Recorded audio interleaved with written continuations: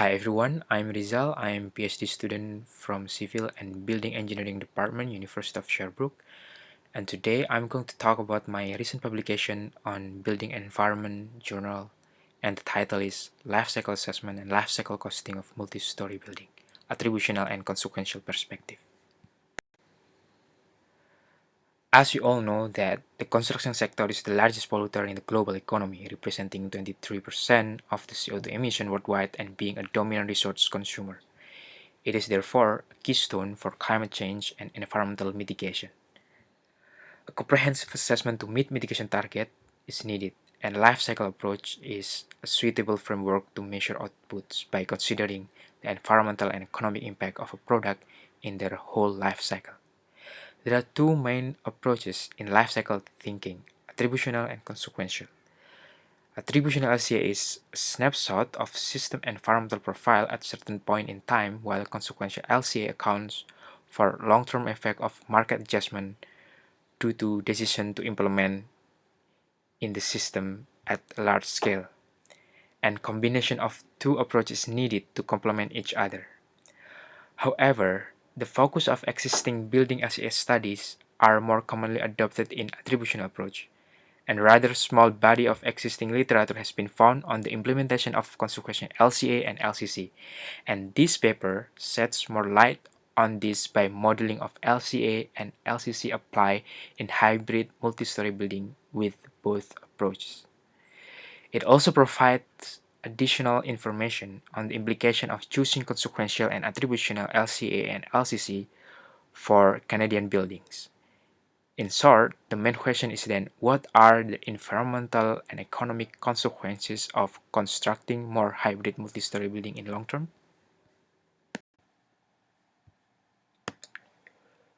To answer that question, first we use 5-step-wise procedure for identifying the long-term marginal supplier.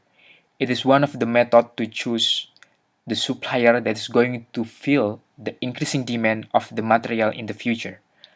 By this, we can understand that the marginal supplier for wood is CLT softwood from Quebec, and supplier for concrete and gravel is also from Quebec, and for steel and aluminum is from China, and gypsum and brick is from Ontario.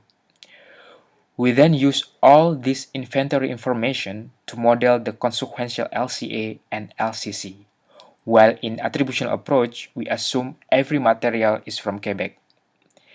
It is also important to note here that while performing consequential LCC, we use future costs from forecast cost data from reported publication.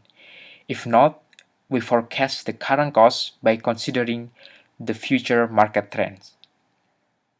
Then, we model all of this and did contribution analysis on the production phase, use phase, and end of life.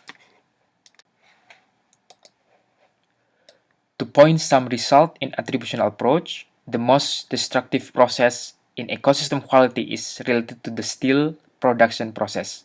The blasting process to mine the molybdenum and nickel required for steel production is the prime cause of both aquatic and terrestrial ecotoxicity.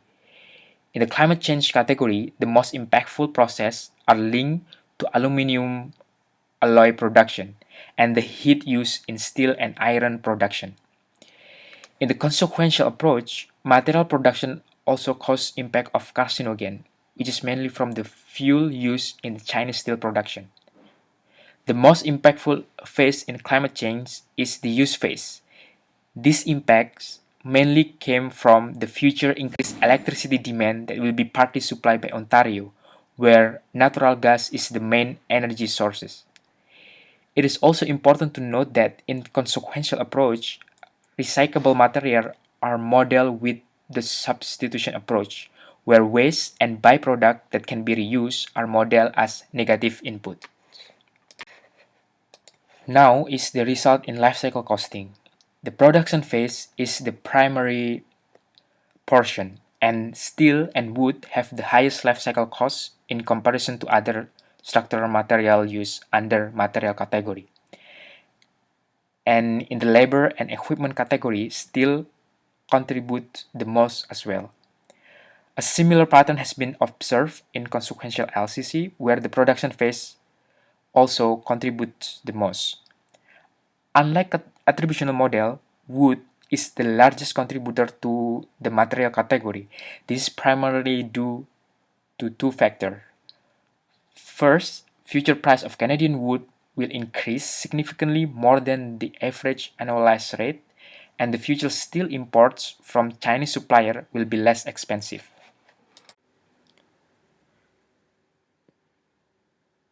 To summarize, material production is the most impactful stage environmentally and economically in the attributionnel approach.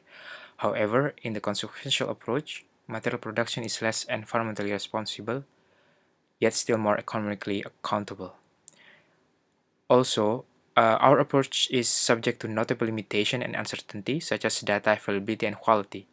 From a technological viewpoint, one of the main limitations is the marginal technology identification, which depends on data availability regarding future evolution of technology.